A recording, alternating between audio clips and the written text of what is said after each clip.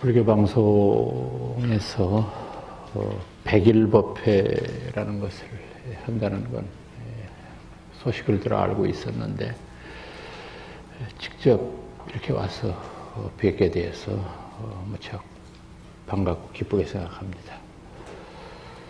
또 저 개인적으로는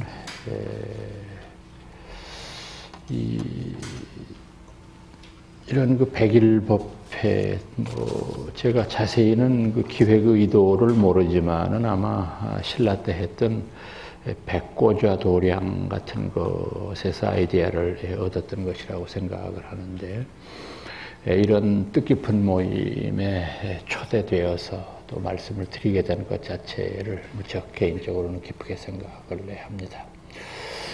오늘 오면서 무슨 말씀을 드리는 것이 가장 좋을까 하는 생각을 하다가 지금 이 자리에 계신 분들이 거의 대부분 불교의 가르침에 상당히 익숙하다고 생각을 하고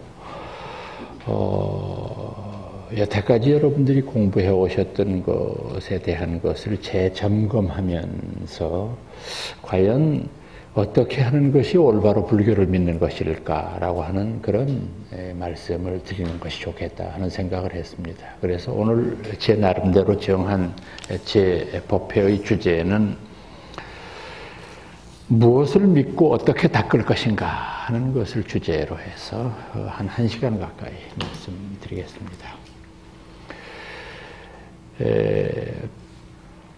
이 가운데에는 불교 공부를 오래 해오신 분도 계시고 또 그렇게 그 깊은 인연이 여태까지는 없어서 초발심에 가까운 그런 분들도 계시겠지만은 간혹가다가 이 불교인들이 불교를 믿으면서도 헷갈리는 부분이 있습니다. 그건 뭐냐 하면 이 부처님을 우리가 어떻게 이해해야 되겠느냐라고 하는 점입니다. 여러분들 아마 그런 말씀 많이 들어보시지 않았습니까? 그 예수 믿는 사람들 이렇게 보면은 길 지나가다가 저희들 보고 뭐라고 그러냐 하면은 아저씨 예수 믿으세요. 그래요. 그래서 그런 모양이다. 근데 똑같이 얘기하면은 저희들이 지나다니면서 불교 방송이나 불교 TV에서 석가모니 믿으세요. 뭐 이런 말은 아직까지 제가 들어본 적도 없고 또 그렇지도 않은 것 같고 제 생각에도. 그러니까 그러면은 부처님이 뭐냐.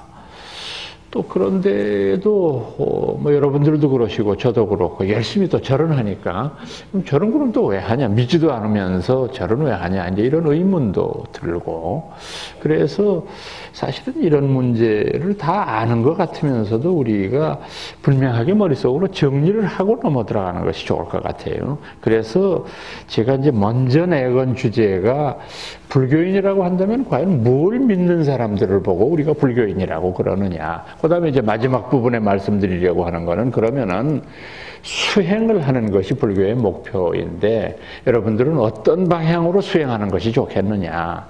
우리나라의 불교인들 가운데에서 5계를 지킨다든지 또는 수행을 하는 일은 스님들만이 하는 일로 착각을 하고 계시는 분들이 계신데 그건 전혀 그렇지가 않습니다.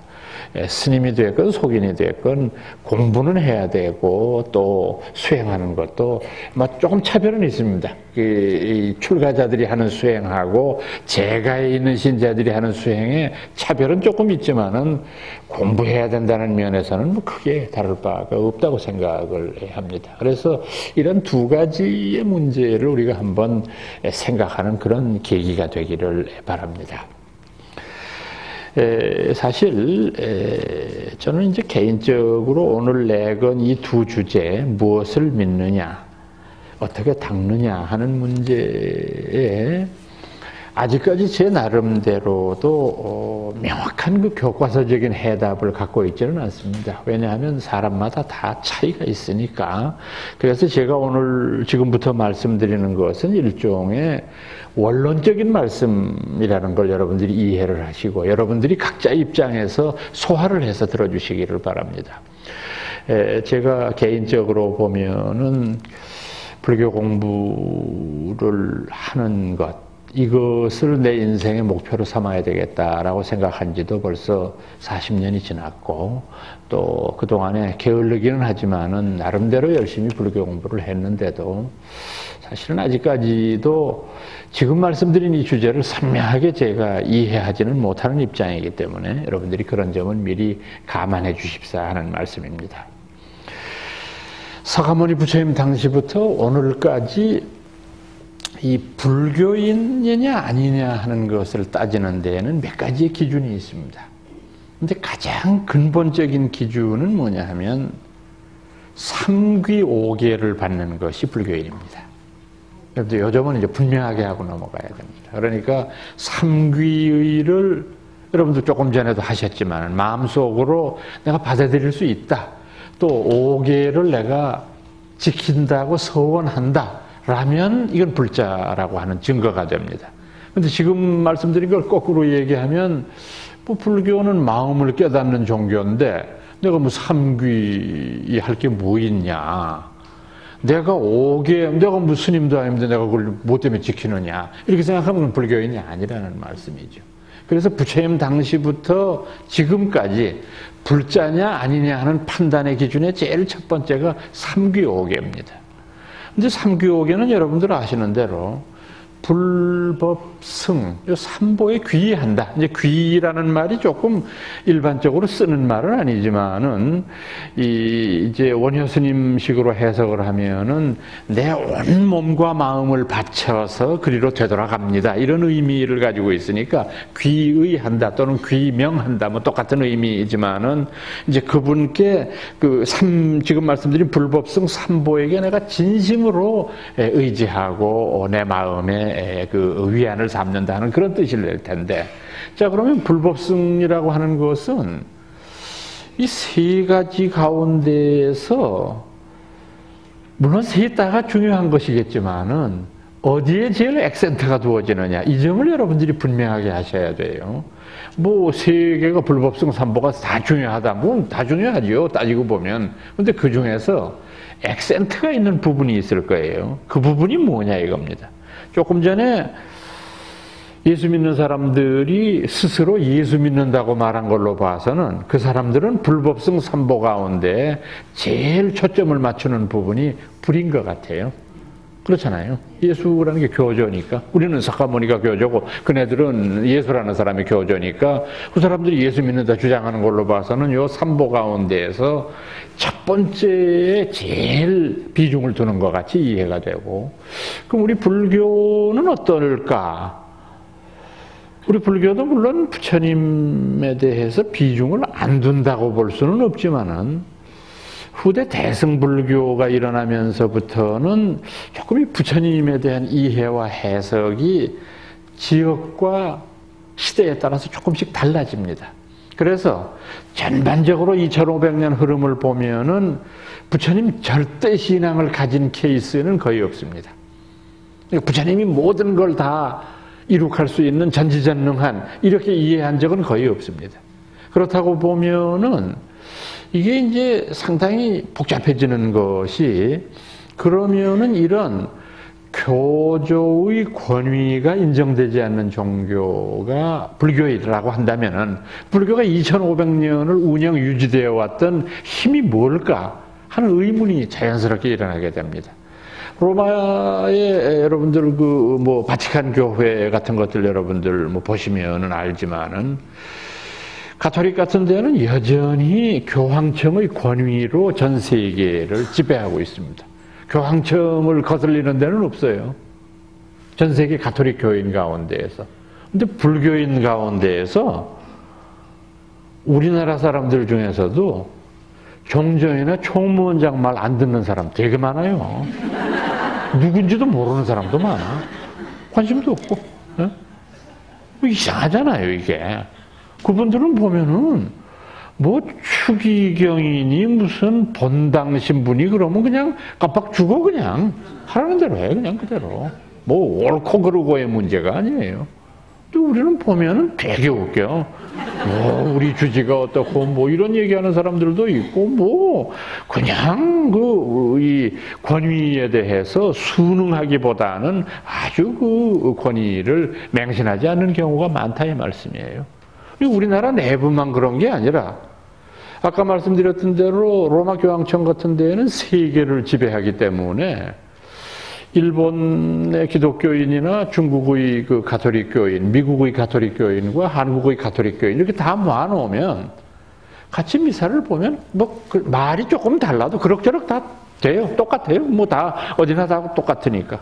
근데 우리나라는 지금 이게 중국 사람들하고 태국 사람들, 월남 사람들, 일본 사람들 우리나라에서 이렇게 모아놓으면 법회 진행이 안 돼.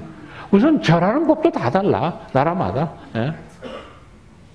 티베트나 인도 스리랑카 쪽 사람들은 사지 오체를 투지하잖아요. 쭉 이렇게 다르고 그러니까 우리처럼 이렇게 바투 앉아서는 안 돼. 뒷사람이 앞에 사람이 발로 차니까 안 된단 말이야. 우리는 하고 거리가 상당히 멀리 떨어져 있어야 되고 그 다음에 중국 사람들은 이렇게 신발 벗고는 인사 못해요. 앞에 신발 신고 방석같이 이렇게 비스듬한 게 돼 있으면 거기다가 엎드려서 절을 하지 이렇게 무슨 신발 벗고 들어와서 그런 그 법회라는 건 없으니까 들어오면 절할 줄도 몰라. 근데 우리나라 사람들은 조선식으로 절하잖아요. 절하는 법도 달라. 삼귀기도 달라. 반야심경도 달라. 반야심경도 우리나 하지 태국이나 월남이나 스리랑카 사람들은 뭔 소리죠? 저것들이 뭐 하냐 이거 지금. 저기들은 반야심경 모르니까. 그러니까 달라요. 이거 모여도 안 돼. 이거 왜 그럽니까? 지금 말씀드린 대로 중앙에서 뭘 컨트롤하는 중앙에 뭐가 없잖아요. 없으니까 그냥 각자 각각 등 붙여요 그냥. 각각 그냥 이렇게 다. 그러니 이게 참 자유민주주의인 것까지는 좋은데 이게 좀 혼란이 일어나지 않느냐. 교조의 권위가 무시되는 이 종교가 어떻게 2500년 동안 불교라는 이름을 가지고 한결같이 운영되어 올 수 있겠느냐. 그 비결이 뭐냐 하면 불교는 이 불법성 삼보 가운데 법을 신봉하는 종교입니다. 불법성 가운데 법이 가장 중요한 거예요. 법. 다르마라는 말을 옮겨 쓴 겁니다. 다르마라는 말은 이제 중국 사람들이 법이라고 썼는데 이 법이라고 하는 글자는 그 글자 자체로 봐도 뜻이 있지 않아요? 여러분들 머릿속으로 생각해 보면 법자 이렇게 보시면 왼쪽에 삼수변이 있고 이렇게 그다음에 오른쪽에 간다라고 할 때 쓰는 거자가 있잖아요. 그러니까 물이 흘러가는 것 이런 뜻이잖아요. 그 글자를 풀어보면 그러니까 물이 흘러가는 거라는 거는 우리가 가만히 생각해 보면 물은 높은 데서 낮은 데로 떨어지게 돼 있고 굽이친 데가 있으면 굽이 맞춰서 돌고 이게 법이란 말이에요. 불교의 법이라고 하는 게 그런 자연의 어떤 현상, 이치, 진리 이런 걸 가리키는 말이 그 의미 속에 함축되어 있잖아요. 불교는 법의 종교다. 그래서 초창기부터 서가모니 부처님 돌아가시면서까지 뭐라고 말씀하셨느냐. 자등명, 법등명이라고 그랬잖아요. 돌아가시면서도 내가 간 후에는 내가 가르친 가르침에 의지해라. 이거 말씀하셨단 말이에요. 그 어른이 돌아가시자마자 일어난 불교를 우리가 뭐라고 부릅니까? 부파불교를 아비달마라고 그러거든요. 이 아비달마, 다르마는 지금 말씀드렸고 아비라고 하는 건 해석한다, 주석한다 이런 말이에요. 부처님이 남기신 다르마를 해석하는 기간이 아비달마예요. 지금 여러분들 머릿속에 있는 사제팔정도니 12연기니 이게 전부 이때 만들어진 그 하나의 교리들이란 말입니다. 그러니까 그때도 제일 불교인들이 중요하게 여겼던 건 서가모니 부처님이 가셨지만 더욱더 중요한 건 이 가르침을 어떻게 보존하느냐. 이 가르침을 어떻게 우리의 실생활에 유용하게 쓰느냐. 이게 더 중요했다는 말입니다. 그 다음에 이 아비달마 시대가 지나면 어떻게 됩니까? 우리가 흔히 대승불교라고 말하는데 대승불교에서도 가장 중요한 핵심은 뭐냐면 법이거든요. 법에 대한 해석. 따라서 불교는 법의 종교이다. 아주 극단적으로 말하면 우리는 법을 믿는 사람들이다. 우리는 부처님의 가르침을 따르고 이해하는 그런 것이다. 자, 그렇다고 한다면 자연스럽게 법이라고 하는 불교의 핵심이 뭐냐 하는 의문이 있을 수 있잖아요. 아니, 이 법이라는 게 얼마나 광범위한지 84,000 법문이라고 그러지 않습니까? 해인사에 있는 고려대장경판을 보면 그만 기가 질려. 하도 그냥 뭐가 많아가지고 뭘 하나 뽑아서 열쭉 봐도 마찬가지야. 옛날 글자에 무슨 구두점이 있는 것도 아니고 콤마가 있는 것도 아니고 계속해서 뭘 달아서 써놨는데 어디서 끊어지는지 주어가 뭔지 무슨 소리인지를 모르는 거예요. 이걸 도대체 언제 다 보고 언제 다 이해하고 그리고 그 가장 더더군다나 핵심적인 것을 말하라니 이게 참 골치 아픈 노릇이에요. 그래서 불교 공부를 시작하는 분들도 처음에는 열심히 시작하시다가 중간쯤 돼가지고 아유 내가 법문 들어 법사 될 거냐? 치우자 그냥 저리나 하자 그냥 되게 이런 식으로 해서 이제 끝나버리게 되는데 그건 여러분들이 잘못 생각하시는 거죠. 지금 말씀드린 대로 불교가 법의 종교니까 우리가 불자를 잡아 한다고 한다면 그 부처님 가르침의 핵심을 이해해야 된다. 핵심은 84,000 갈래지만 저는 세 가지로 나누어서 여러분들한테 요약할까 싶습니다. 불교의 핵심이 뭐냐? 첫째는 요즘식으로 얘기해서 불교적인 휴머니즘입니다. 불교는 인간주의예요. 인간을 가장 그 연구의 알파와 오메가로 삼고 있는 종교라는 뜻입니다. 물론 인간이라고 하는 것에 대해서는 인간뿐만이 아니라 모든 생명에 대한 외경 심리를 포함시킨 거지만은 불교는 여타의 다른 종교들과 비교해 봤을 때 가장 두드러진 특징이 생명에 대한 외경을 강조하는, 두려움을 강조하는 그런 종교다. 동시에 인간이 가지고 있는 이 인격의 무한한 가능성을 일깨우는 종교다. 여러분들 그런 말씀 많이 들어보셨잖아요.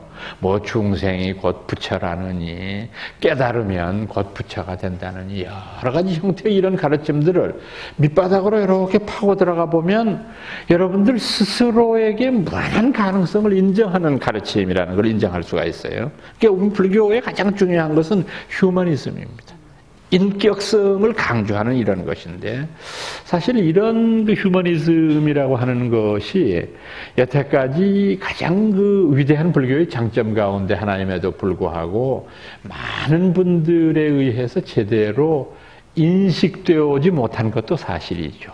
21세기를 지향하는 이제 어느 시점에서 우리가 강조해야 될 것은 바로 이런 불교적인 휴머니즘의 탁월성 같은 것이라고 생각을 합니다. 두 번째는 역시 불교 교리의 핵심은 연기라고 하는 것에 있다고 생각합니다. 이 부처님이 보리스밑에서 깨달은 내용 가운데 가장 핵심적인 것도 연기에 대한 부분이고 다만 이게 아까 말씀드렸던 시대와 장소에 따라서 연기라는 말 이외에 다른 말로 자꾸 표현이 되는데 우리가 헷갈려요. 이게 연기 아닌 다른 말로 나오면 이게 이상한 걸로 보는데 그게 아니고 연기라는 말은 뭐냐 하면 아주 쉽게 말씀드리면 이 세상에서 다른 것과 관련을 맺지 않고 존재할 수 있는 건 아무것도 없다. 이 말씀 아닙니까? 그러니까 요즘 우리가 쓰는 말로 하면 상대주의적 가치관이거든요. 어려운 말로 하면 상대주의적인 거. 이 세상에서 아무도 혼자 있을 수는 없는 거니까 남과의 관련을 맺는다고 한다면 다른 것과 관련을 맺으면 내가 은혜를 받을 수도 있고 내가 베풀 수도 있는 건데 남한테 신세를 졌으면 갚아야 되는 거 아니냐 이거죠. 그 우리는 인간과 인간끼리의 관계만 생각하기가 쉽지만은 생각해보면 인간끼리만 관계를 맺는 게 아니라 동물하고도 식물하고도 아니 이 자연 전체하고도 내가 무슨 관계를 맺고 있지 않느냐. 우리가 여기 있는 걸 생각해 보시면 우리가 물이나 불이나 공기나 뭐 이런 거 고마움을 인식하지 못하지만 그거 없이 우리가 생명 유지 못하지 않느냐 이거죠. 그러니까 우리가 그런 존재들을 함부로 쓰고 버리고 해치고 이래서는 안 된다는 거거든요. 기본 원리가. 연기라는 거는 나와 나를 중심으로 해서 나와 나 이외의 다른 모든 것들과의 정당한 관계를 얘기하는 건데 요게 반야심경에서는 이 연기를 뭐라고 말하냐면 공이라고 그러거든요. 반야심경 조금 전에 반야심경 하셨죠. 반야심경에서는 공이라고 그래요. 연기라는 게 다른 게 아니고 연기의 입장에서 이 사물을 관찰해 보니까 영원한 건 하나도 없어. 공이야. 영원하지 않으니까 공일 밖에. 여러분들 영원히 사실 수 없잖아요. 우리가 영원히 산다는 거는 거짓말이에요. 그러니까 우리가 영원히 살 수 있으면 내 목숨이라고 하는 건 공이지. 근데 나만 그런 게 아니야. 모든 이 세상 존재가 다 그래. 공이란 말이야, 모든 것은. 그러니까 연기라고 하는 것을 반야심경에서는 공이라고 하는 말로 설명하려고 그런 거예요. 이 세상의 모든 것은 영원할 수 없다. 그런데 화엄경 같은 데에 들어가면 이 연기를 뭐라고 설명하느냐 하면 육상원륜으로 설명하려고 그래요. 육상이다. 이 우주라고 하는 것은 6가지의 모습을 가지고 있는 거다.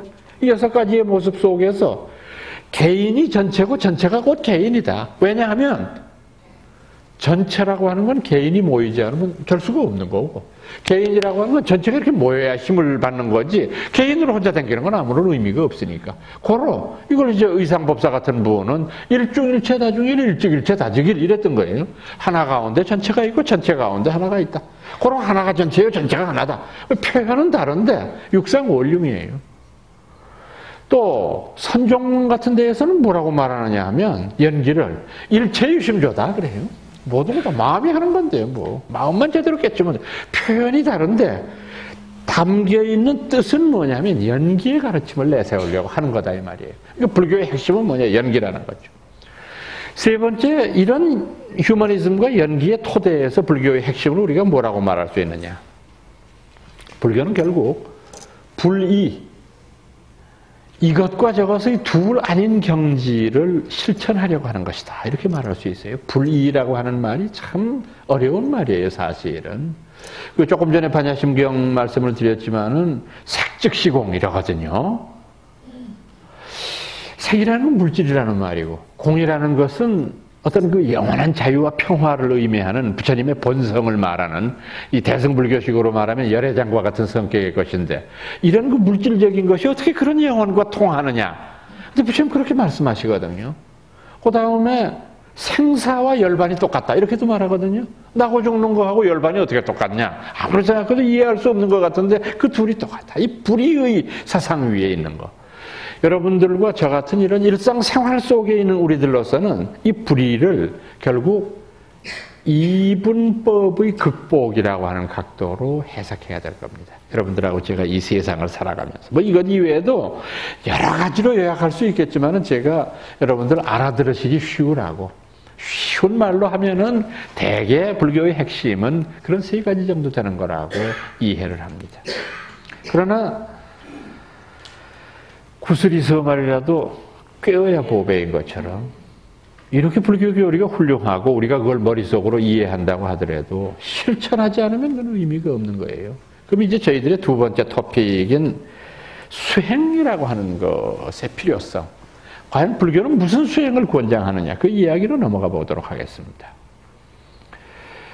우선 이 전체적으로 보면 불교 수행의 특징은 뭐냐 하면은 다양성입니다. 많아요. 여러 가지 형태로. 이제 우리나라에서도 이게 가장 그 병폐 가운데 하나로 지적되고 있는 것인데, 자기가 공부하거나 자기가 닦는 수행이 제일 우수한 거라고 생각을 하기 때문에 다른 사람이 하는 건 좀 깔보려고 하는 경향이 있어요. 돼요? 나는 옳지 못한 거예요.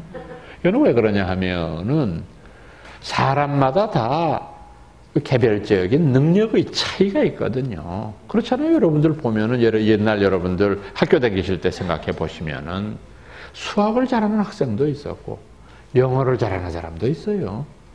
수학도 잘하고 영어도 잘하고 국어도 잘한다. 이런 사람은 없어요. 지구상에 없어요. 혹시 그런 사람이 있었다고 하더라도 그거는 대학에 들어오면 곧 보로가 터져요. 고등학교 때까지는 어떻게 해서든지 버텼는데 대학에 들어와서 전문화되면 안 되거든요.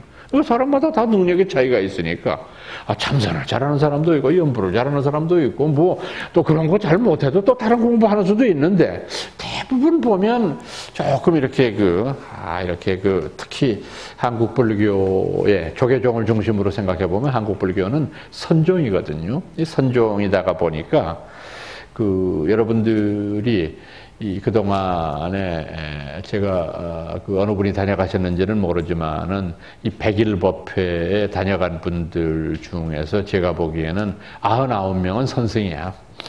대부분 이제 그 큰 스님 이렇게 얘기하는 분들은 거의 대부분 선승계통이 많아요. 이제 이러다가 보니까 뭐 그냥 공부하거나 뭐 이런 사람들은 조금 이렇게 깔 보려고 하는 경향이 없지 않은 거지. 그러니까 우리 사회에서 그러니까 이거는 그 제가 보기에는 상당히 옳지 못한 사고 방식이에요. 그러니까 불교 수행이 다양한 거는 중생의 근기가 다양하기 때문에 그런 것이지 그 수행의 다양성 자체가 수행의 높낮이를 결정하는 건 아니다 이 말이죠. 각자가 여러분들 편한 것으로 따라서 공부하면 되는 거니까. 그러면 이런 다양한 그 수행 방편 가운데에서 첫 번째로 꼽히는 건 뭐냐? 역시 참선이죠. 참선 공부라고 하는 건데 참선은 여러 가지 각도로 해석할 수 있지만은 쉽게 말씀드리면 마음 공부입니다. 마음 공부하는 건데 우리나라는 이제 전통적으로 간화선이라고 해서 화두를 드는 공부를 이제 가장 일반적인 걸로 생각을 했는데 요즘 들어와서는 뭐 또 위파사나가 어쩌고 이러고 뭐 떠들어대는데 뭐 그거 자체가 마치 말은 그렇게 안 하는데 불교계의 신문 보면은 뭐 위파사나가 더 낫니 화두선이 더 낫니 뭐 이런 식으로 몰고 가는 경향들이 있는데 이건 조금 전에 말씀드렸던 대로 옳지 못한 사고방식입니다. 이 세상에 더 우월한 가르침이 어디 있습니까? 근기에 따라서 다 따라하는 건데. 그런데 이제 이 참선의 수행 방법이 여러분들 가운데에서도 참선 수행을 하고 계시는 분들이 계시고. 근데 이제 여기에서 제일 핵심이 되는 부분은 뭐냐 하면 위파사나선이 됐건 화두선이 됐건 간에 화두선인 경우에는 이제 24시간 행주좌화가 모두 참선 아님이 없다 이런 얘기들 큰 스님들이 많이 하는데 이건 뭐냐 하면은 나의 일거수일투족이 전부 좌선의 형태로 돌아서야 되고 그 모든 것이 일정하게 유지돼야 된다는 것이 그 말씀이거든요. 근데 세속에 사는 사람들한테는 무지하게 어려워. 참선이라는 게. 그러니까 저 같은 경우는 불가능하고 참선 공부를 통해서 완성시킨다고 하는 것은 해봅니다. 열심히 해보는데 그때는 되는 것 같아. 그 다음에 조금 전에 말씀드렸던 대로 다시 그 정신집중이라고 하는 것이 되지가 않거든요. 아니 뭐 구멍에 포도청이라서 먹고 살라고 뛰어댕겨야 되는데 내가 화두를 언제 들고 앉았냐 말이야. 틈이 없어. 이게 지금 눈 감으면 코 비어가는 게 아니라 눈을 떴는데도 다 가져가 지금. 내가 뭐 조금만 한눈 팔면 막 엉망진창이 돼. 예? 여러분들은 이게 대부분 그래요. 대부분. 여러분들은 뭐 겉으로 보기엔 제가 편안해 보이고 아무 일 없이 지내시는 것 같지? 안 그래. 하여튼 학교에 가면은 제자리를 노리는 놈이 한두 놈이 아니야. 그러니까 이 사람들은 여러분들처럼 여러분 불교 방송에서 내가 법당에서 만나는 우리처럼 저를 이쁘게 봐주시고 저 사람이 공부를 많이 했다 이렇게 생각하는 게 아니라 내 틈만 잡으려고 하는 놈이 동대가 가면 500명이 넘어. 그랬더니 늘 저보고 하는 말이 저건 교수인데 왜 이렇게 차가 크냐. 저 새끼 뭐 해먹은 거 아니야? 언제 보니까 어느 보살하고 호텔에서 점심 먹더라. 다 썸씽이 있는 거야. 저 새끼 저거 다 저거. 겉으로는 일하고 다니면서 새끼. 저거 에셋 있는 거 지는 왜 동국대학 안 보내고 다 다른 대학 보내? 그게 말이 돼? 셋 중에 하나는 보내야 될 거 아니야 이 새끼. 그럼 무슨 애교 같은 소리하고 앉았네. 나쁜 놈인데.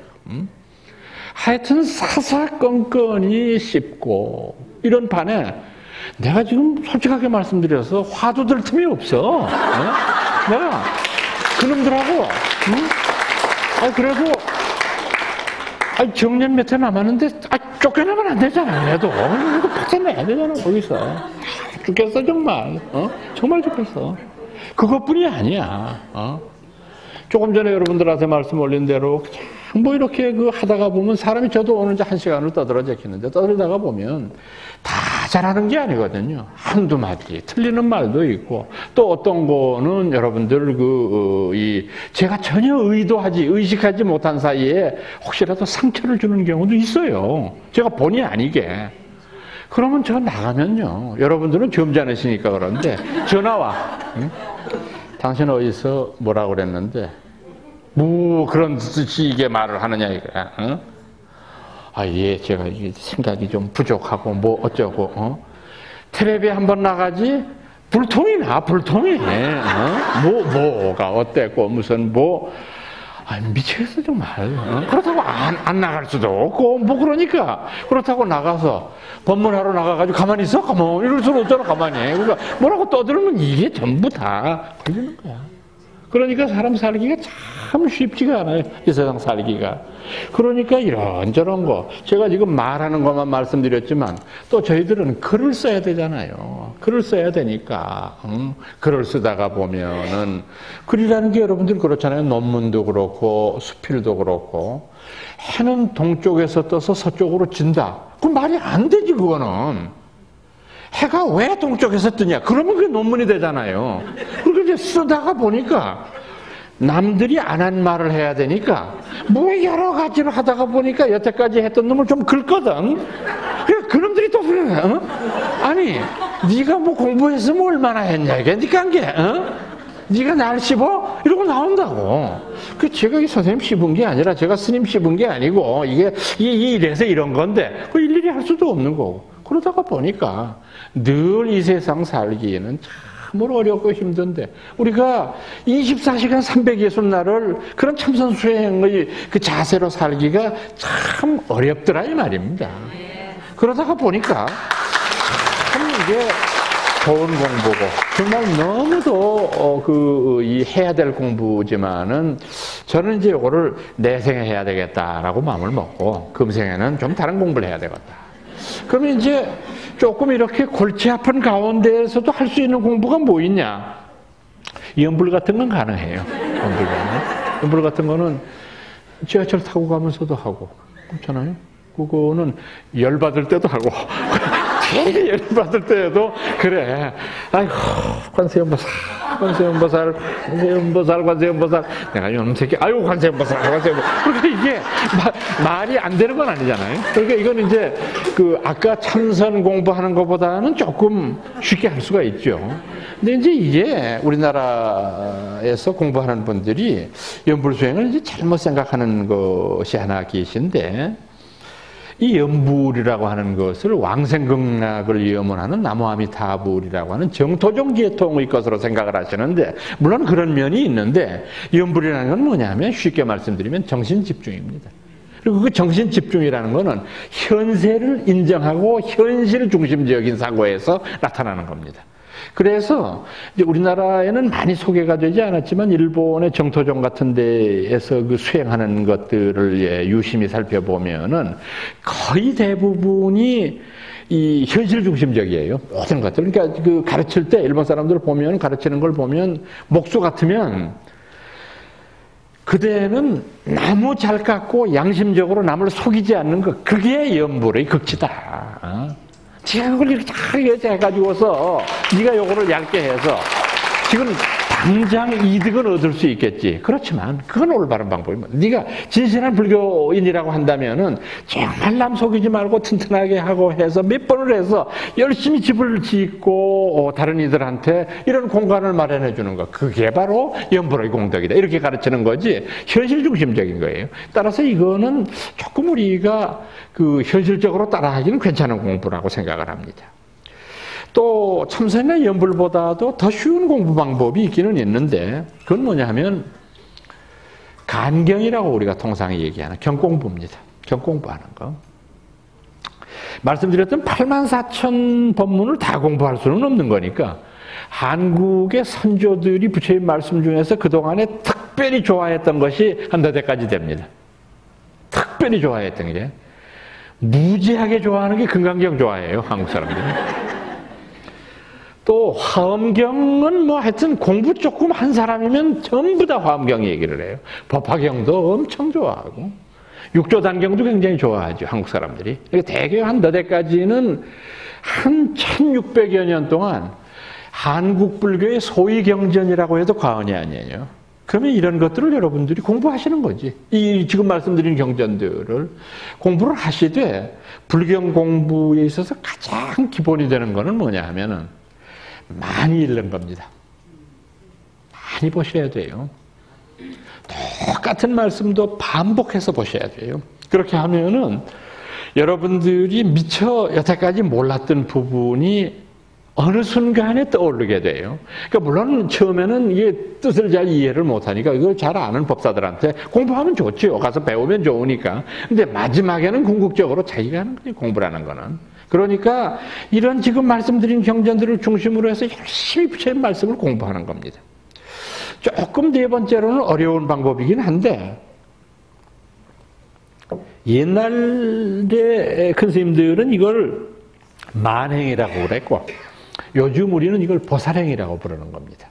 그러니까 쉽게 말씀드리면 이웃돕기 운동을 하는 거죠. 이웃돕기 운동. 조금 이제 불교가 타종교에 비해서 그런 면이 좀 부족하다 하는 비판들을 많이 받는데 그것은 여태까지 우리가 불교의 목표를 어디다가 두었었느냐 하면 성불에 두었었거든요. 근데 성불하는 것이 이웃사랑이라는 말은 물론 대승불교식으로 아주 넓게 해석하면 자리가 이타다 이렇게 해석 방법도 나올 수 있지만 초기 불교 때까지는 그런 아이디어는 없었거든요. 아니 머리 깎고 출가한 게 성불하려고 했지 불쌍한 이웃도 없자고 출가한 거 아니거든. 그러다가 보니까 어쩔 수 없이 자기 공부하는 데 더 역점을 두었죠. 그런데 이제 현대로 들어서서는 상황이 역전되는 거예요. 물론 성불하는 것도 중요한 거다. 그러나 보다 더 중요한 것은 불행한 이웃들에게 우리가 뭔가 베풀고 사는 것 아니냐. 그러다가 보니까 보살행이라고 하는 것이 상당히 지금은 중요한 불교 공부의 방편이 됐습니다. 마지막으로는 조금 소극적인 것 같지만은 옥의 파지 운동 같은 것도 역시 불교 수행 가운데 하나입니다. 옥계를 지키기 위한 운동입니다. 여기 원래 시작한 거는 WFB라고 해서 세계 불교 협회라고 하는 것이 태국에서 형성된 것인데 거기에서 이제 그 내건 슬로건 가운데 하나가 전 세계의 불자들은 옥계를 지키는 운동을 하자.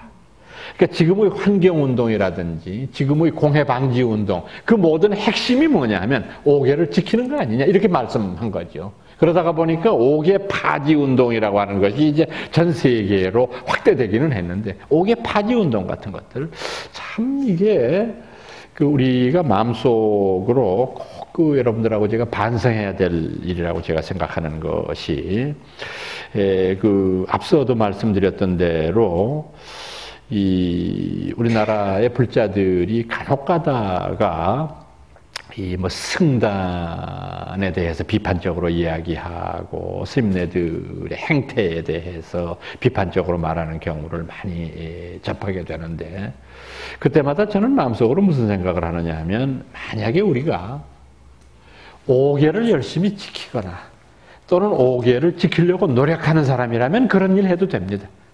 근데 그렇지 않으면서는 그건 말할 자격이 없어요. 지는 안 지키면서 남 보고 지키라는 게 말이 안 되잖아요. 그거는 말이 안 되는 소리예요. 처음에 말씀드렸던 대로 이건 처음에 들어온 우리 불교의 지도자들이 잘못 가르친 결과일 거라고 생각해요. 불교인이라면 옥계를 지녀야 되는 거죠.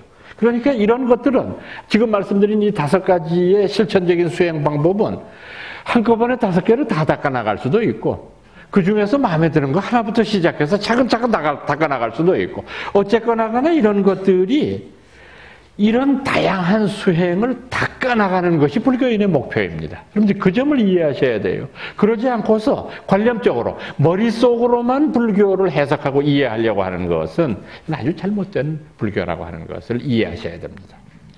자, 그러면 이제 저희들의 긴 이야기의 마지막 결론을 맺을 시간이 됐습니다.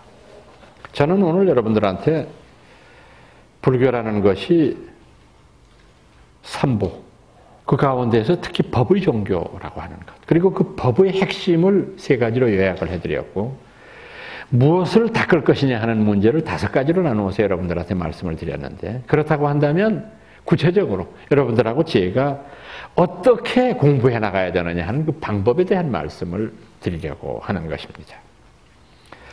우선 여러분들이 5가지 가운데 어떤 걸 선택하시건 간에 첫 번째, 너무도 당연한 말씀 같지만은 공부는 꾸준하게 하셔야 됩니다. 하다가 말다가 하면 안 돼요. 꾸준하게 하셔야 돼요. 불교 공부에는 왕도가 없습니다. 여러분들 뭐 돈 버는 일도 보면 그렇지 않아요? 뭐 증권 같은 걸 이렇게 보면은 돈을 한꺼번에 많이 먹기도 하고 많이 잃기도 하고 하는데, 저는 이제 그 월급쟁이 생활을 오래 해서 그런지는 몰라도 여러분들 그런 걸 하시는 분이 있으면 저는 될 수 있는 대로 말립니다. 안 하시는 게 좋겠다고 생각을 합니다. 왜 그러냐 하면은 잃으면 속상하죠. 그렇잖아요. 세상에 그 아까운 돈을 잘못했다가 잃는데 그게 뭐 팔자소관이지 그게 뭐. 근데 따면 좋은 거 아니냐. 천만의 말씀이죠. 따도 우리가 일상적인 돈을 우습게 볼 수밖에 없지 않습니까? 생각을 해보세요. 제가 몇 억을 투자해서 하룻밤 자고 일어나서 1억을 먹었는데 그 다음에 여러분들 눈에 50만 원, 100만 원이라는 돈이 눈에 들어옵니까? 그 다음에. 그렇잖아요. 그게 뭐야. 애들 소꿉장난하는 것도 아니고. 그러니까 다시 말해서 여러분들이 그런 뭐 투자라고 요새 사람들이 얘기를 하는데 저는 그건 투기라고 생각을 하는데, 이런 일들을 자꾸 하게 되면 우리도 모르는 사이에 도덕적으로 우리가 해이해진다는 거죠. 그러니까 이런 그 투기에 해당하는 것은 우리가 안 하는 것이 좋겠다. 그러면 어떻게 하는 것이 좋으냐? 꾸준하게 조그만한 돈이라도 저축을 하고 또 그런 것들을 불리는 어떤 뭐 요즘 유행하는 말로 재테크라고 하는 방법들을 쓰는데, 이게 위험의 리스크가 적은 쪽으로 가는 것이 정상적인 거다. 그러니까 현대라고 부르는 시대가 우리를 잘못 호도하고 있는 것 가운데 하나가 이런 잘못된 경제관념이거든요. CEO라고 우리가 통상 얘기하는, 참 이것이 듣기 좋은 말이기는 한데, CEO라고 하는 것이, 이것이 CEO라는 말은요, 저도 제일 처음에 상당히 고상하고 좋은 말인 줄 알았더니 그게 아니더라고 보니까. CEO라는 말이 왜 그러냐면, 우선 CEO는 뭐든지 막히는 데가 없어야 되더라고 보니까. CEO는 기업을 경영하고 기업을 운영하는데 막힘이 없다는 건 뭐냐, 대인관계가 넓어가지고 누구든지 거의 다 지면이 있는 사람이 다 있어야 돼. 그게 CEO예요. 회사 경영하다 보면 별별 일이 다 있으니까. 법조계에도 그렇고 학계에도 그렇고 금융계에도 그렇고 다 진짓 찌르면 다 아는 사람. 그래서 이게 좋은 말로 CEO인데 나쁜 말로 얘기하니까 이게 잡놈이야. 그렇잖아. 그렇잖아요. 공부하는 놈이 공부만 해야지 뭘 딴 거는 다 알아. 기업하는 놈은 자기 쪽 필드만 잘 알면 되지 뭘 사방을 다 알아. 근데 지금 우리는 그걸 요구하거든요. 팔방미인을 요구한다고. 지금 우리가 요구하는 거는. 현대라고 부르는 데에는 인간이 부를 축적하는 수단도 마찬가지예요. 그렇게 요구를 해요. 부를 축적하는 것도. 그 참 여러분들한테 조금 듣기 싫은 말씀을 드리면은, 이게 이제 사회학에서 쓰는 말인데, 현대라고 부르는 사회는요, 사회 자체가 가지고 있는 지능이 있거든요. 이걸 소셜 브레인이라고 그래요. 사회적 지능이 있어요. 근데 이 사회적 지능은 여러분들의 의사와 상관없이 조작되고 있어요. 사회적 지능은 조작되고 있다. 이 사회적 지능을 조작하는 것 가운데 제가 듣기 싫은 말이라고 단서를 붙였던 게 뭐냐? 제1이 뭐냐면 스포츠예요. 조작하는 제일 첫 번째가. 이게 뭐냐? 여러분들 지금 보시는 대로 축구 같은 거. 대표적인 거.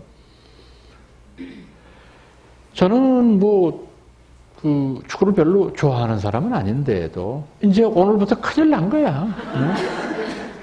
다 보니까. 나만 안 보면 바보잖아. 그러니까, 같은 사람이 세상에 내가 토고가 어디 있는지 알아서 뭐 하냐고 내가.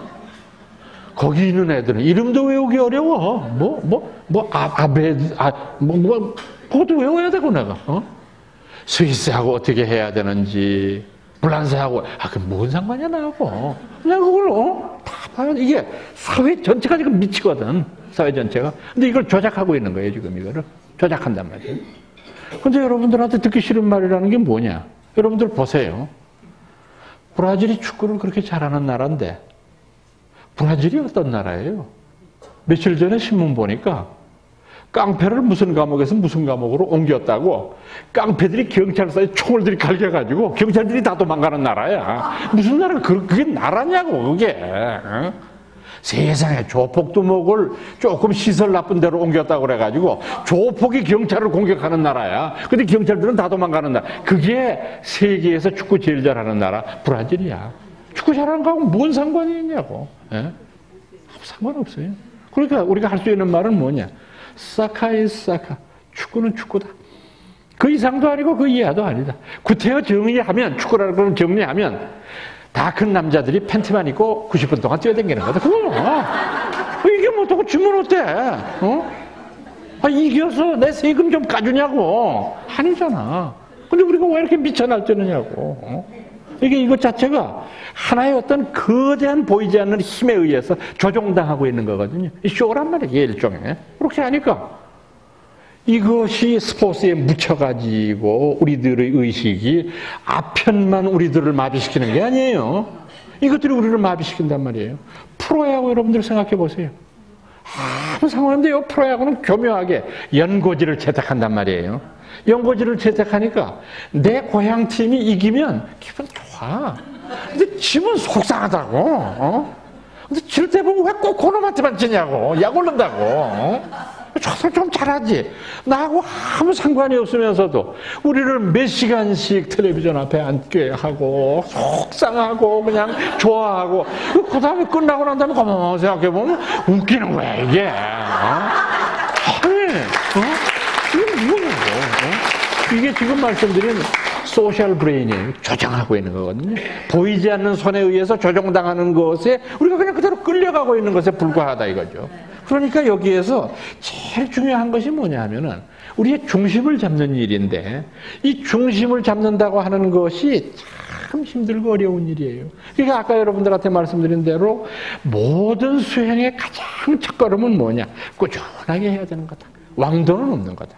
그래서 불교 방송 와서 공부하셔도 좋고 어디 좋아하시는 법사님이나 어떤 좋아하는 집 근처에 뭐가 있으면은 늘 꾸준하게 가서 공부를 하셔야 됩니다. 이것이 어떤 것이건 간에 그래서 이 스스로가 우리들 스스로의 완성을 이룩하는 것이다. 이런 표현이 되려는지 모르겠는데 서양 속담에 높이 날아야 멀리 본다 이런 말이 있거든요. 우리 불교식으로 말하면은 나무잎을 보지 말고 숲을 봐야 된다 이런 말인데 참 의미 있는 말 같아요. 우리가 너무 가까이서 이렇게 사물을 보면은 그 사물이 제대로 보이지가 않고 어느 정도 이렇게 좀 떨어져 있으면 제대로 보이는 것처럼 우리가 너무 가까이 있는 것보다 조금 높이 올라가고 높이 올라갈수록 더 멀리 보는 거니까. 그래서 이제 여러분들 인생을 살아가는 데 있어서 제가 보기에는 이 자리에 계신 여러분들이 이제는 그러실 때가 됐어요. 우리가 청소년 때에는 어땠냐? 앞만 보고 달렸어요. 그래야죠. 인생이라는 게 앞만 보고 달려야죠. 그런데 이제 여러분들이 다 연령 차이가 있으시지만은 이제 인생의 황혼에 접어드신 분도 계시고 꼴깍해서 넘어가려고 하는 분도 계시고 그런데 어쨌거나 간에 이제는 우리가 내 삶을 한번 되돌이켜 볼 때가 되지 않았느냐 이 말이죠. 그러면서 우리 스스로가 이 삶에 의미를 부여해야 되는 거죠. 과연 내 삶에는 무슨 의미가 있는 것일까?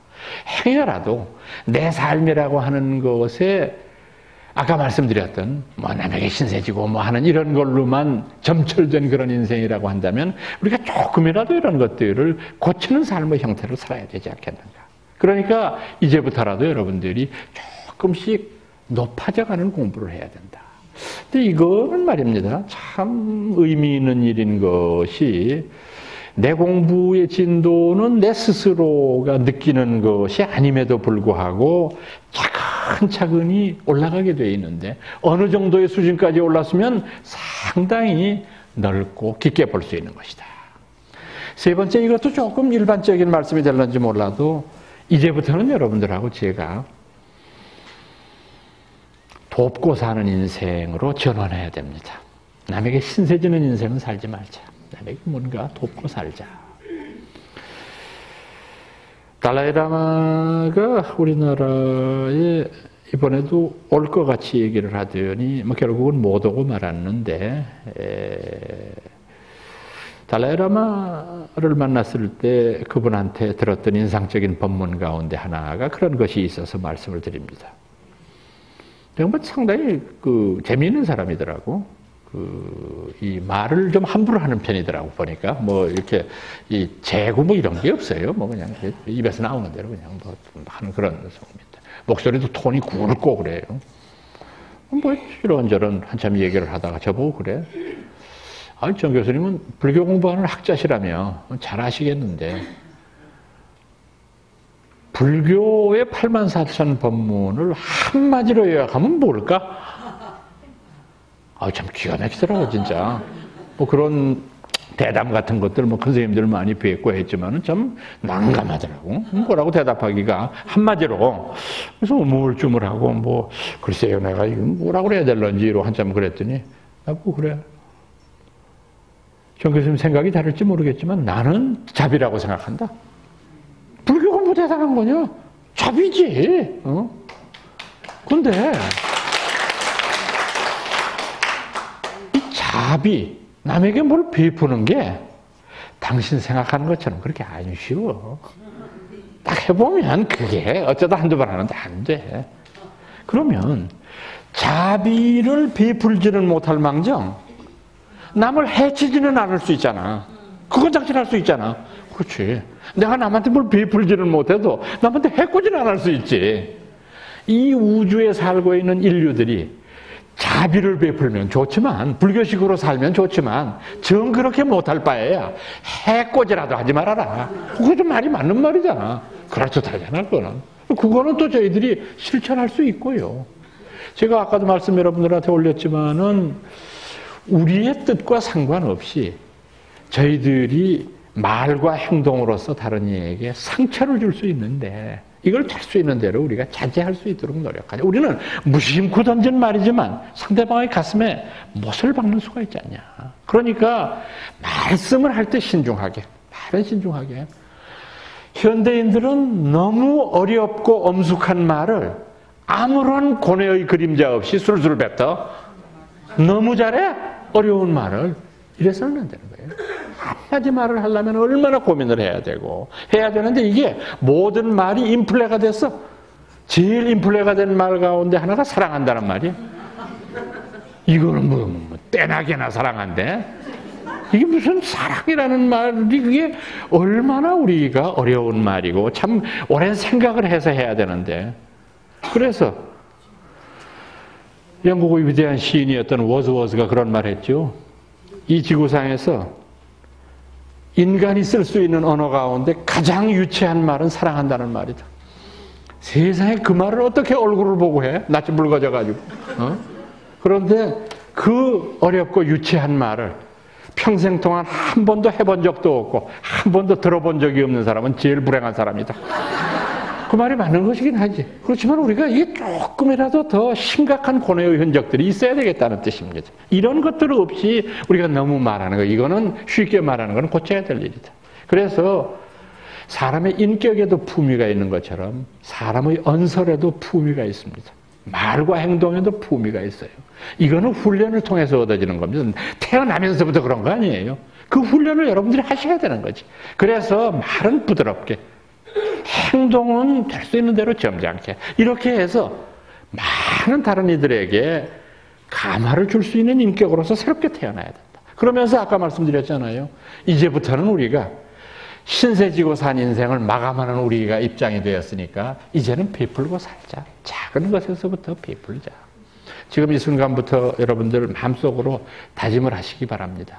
그래서 뭔가 우리가 베푸는 인생, 그게 아름다운 인생이거든요. 아름다운 인생이라는 건 딴 게 아름다운 게 아닙니다. 멋있게 살고 무슨 좋은 집에서 살고 이게 아름다운 게 아닙니다. 작은 것일지라도 뭔가 남에게 주지 못해 안달을 하는 인생, 이게 아름다운 인생이거든요. 그런데 눈치 보면서 뭐든지 땡기려고 왔다 갔다 하는 거, 추한 인생 아니에요. 뭐 그렇게 삽니까 우리가? 얼마나 살다 죽겠다고. 그러니까 이제부터라도 베푸는 인생을 사는 것, 그게 바로 올바로 불교 믿는 일이 아닌가 하는 생각이 들었습니다. 오늘 여러분들한테 하는 말씀을 드리고 싶었는데 시간이 벌써 많이 지나서 더 이상 말씀을 드리지 못하는 것을 조금 아쉽게 생각을 합니다. 그러나 뭐 오늘 다 하면 재미가 없잖아요. 또 조금 남겨놔야지 또 좀 재미가 있잖아요. 그래서 오늘 공부하시는 거는 그냥 너무 일반적인 말씀만 드린 것 같아서 송구스럽기는 하지만 그래도 여러분들이 이런 기회에 한번 정리를 해 주십사 하는 뜻에서 말씀을 올렸습니다. 여러분들 백일법회가 정말 성공리에 끝날 수 있도록 여러분들 끝까지 동참하시기를 바라면서 저는 이만 물러가겠습니다. 고맙습니다.